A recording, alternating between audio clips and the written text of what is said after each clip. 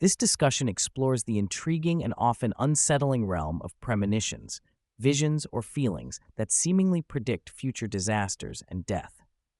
Journalist Sam Knight delves into the history and investigations surrounding the British Premonitions Bureau of the 1960s, focusing on its efforts to collect and analyze reports of precognitive experiences. Central to the conversation is the work of psychiatrist Dr. John Barker and various individuals who exhibited extraordinary anticipatory abilities. The episode also examines the physiological and psychological implications of these phenomena, touching on scientific skepticism, cultural perspectives, and the possible existence of alternate timelines. Sam Knight's initial interest in prophecy and premonitions began while researching spiritualist literature from the late 19th and early 20th centuries.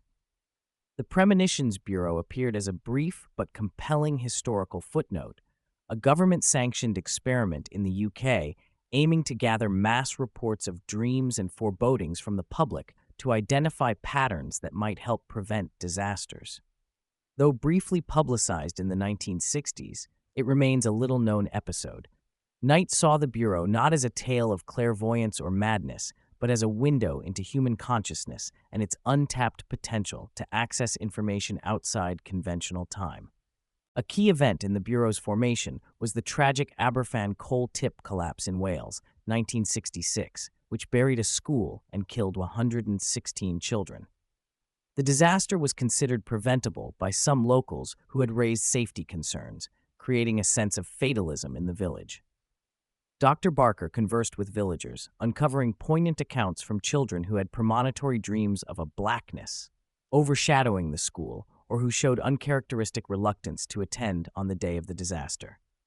Following this, Barker called for public reports of any premonitions related to Aberfan, receiving hundreds of responses describing visions, physical sensations, and ominous feelings leading up to the tragedy. This event crystallized the idea of a pre-disaster syndrome, a physiological or emotional response occurring before catastrophes. Dr. John Barker, working in mental hospitals in the 1960s, was intrigued by patients hospitalized for serious mental illnesses who nonetheless reported accurate predictions of large-scale disasters. Barker's unique position, amidst radical changes in psychiatric treatment and growing scientific inquiry, allowed him to explore these impossible experiences without outright dismissal. His curiosity extended to whether fear itself could precipitate death, building upon earlier work on stress responses by researchers like Walter Cannon. Barker hypothesized that negative information, especially about impending death, could trigger physiological breakdowns, a concept now understood within the Nocebo effect framework. Two notable individuals featured in Barker's investigations were Alan Hencher, a former car crash victim who developed unsettling precognitive visions accompanied by physical pain and headaches, and Miss Middleton, a reserved North London music teacher with lifelong prophetic dreams. Hencher predicted a major plane crash in Cyprus, leading to over 120 deaths and other disasters, often suffering emotional torment linked to his visions. Miss Middleton experienced similar forebodings without publicizing them or exploiting them for gain, demonstrating a pattern of ordinary people with extraordinary experiences. Their testimonies underscore the complexity of precognition, linked both to emotional distress and inexplicable knowledge. One of the most baffling cases was a letter postmarked days before the 1967 Charing Cross train crash, accurately describing the accident before it occurred. Hencher's physical symptoms coincided with this event, despite his ignorance of it, deepening the mystery. Miss Middleton also famously warned the Premonitions Bureau about the impending assassination of Robert Kennedy, underscoring the real-world stakes of such foreknowledge. These events complicate the debate between coincidence and genuine precognition, as some predictions are hauntingly specific and difficult to rationalize. The podcast discusses how precognitive experiences carry intense emotional and bodily sensations, sometimes involving distress sufficient to hasten death. This idea correlates with research on nocebo effects, where negative expectations can cause physiological harm. Barker collected cases where routine surgeries ended fatally after patients were convinced they would die at a certain age or moment. These findings resonate with the concept that hope can prolong life, while dashed hope or fear can precipitate demise, suggesting that consciousness and physiology are intertwined in profound, underexplored ways. The investigation wrestles with the difficulty of differentiating true precognition from intuition, coincidence, or mental illness. Many individuals with precognitive gifts function normally without clinical diagnoses, and some may be dismissed as mentally ill simply due to societal misunderstanding. The blurred boundary between insanity and extraordinary perception complicates the treatment and acceptance of these experiences. The question remains whether precognition is a rare talent or a latent human capacity shared more broadly but accessed unevenly. Sam Knight emphasizes that premonitions and prophetic dreams are not fringe phenomena but are deeply embedded in British cultural history, as in the Scottish Second Sight tradition and spiritualism movements. Earlier societies integrated prophecy into communal life, whereas modern materialist paradigms often marginalize such reports. The episode references British playwright J.B. Priestley's critique of contemporary Western conceptions of time as limited and impoverished compared to ancestral understandings that featured fluidity and multiple temporal dimensions.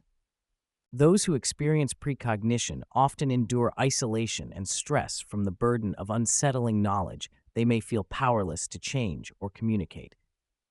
Hencher described the torment of deciding whether to share warnings that risk disbelief or ridicule. The Premonitions Bureau itself struggled with whether and how to act on the flood of premonitory reports. This ethical dilemma between warning others and protecting oneself from stigma is a recurring theme, highlighting the human consequences of possessing such impossible awareness. The discussion touches on emerging scientific theories suggesting that consciousness may not be strictly bound by linear time.